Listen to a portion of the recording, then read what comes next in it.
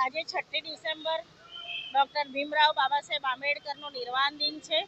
વડોદરા શહેર કોંગ્રેસ પક્ષ તરફથી ચકલી સર્કલ ખાતે ડોક્ટર ભીમરાવ બાબા સાહેબ આંબેડકરની પ્રતિમા છે, ત્યાં પુષ્પહાર કરવાનો કાર્યક્રમ રાખ્યો છે.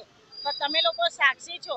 હમણાં જ અહીંયાથી રાજ્યપાલનો કાફલો ગયો. ડોક્ટર ભીમરાવ બાબા સાહેબ આંબેડકરની પ્રતિમા અહીંયા છે.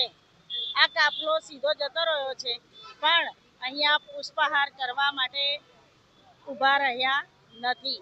બીજી વાત કે આખા વિશ્વની અંદર સંવિધાન જે ભારત દેશનું છે એ સંવિધાન આજે પણ લાગુ છે. કેમ કે એ સંવિધાનના રચિતા ડોક્ટર ભીમરાવ બાબા સાહેબ આંબેડકર હતા.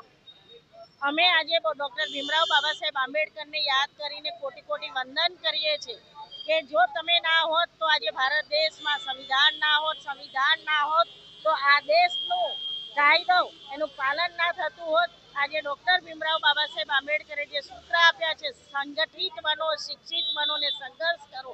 અમે ઈચ્છીએ છીએ કે વડોદરા શહેરના લોકો જે સંગઠિત બનીને કોર્પોરેશનના જે પ્રોબ્લેમ છે એની સામે સંઘર્ષ કરે.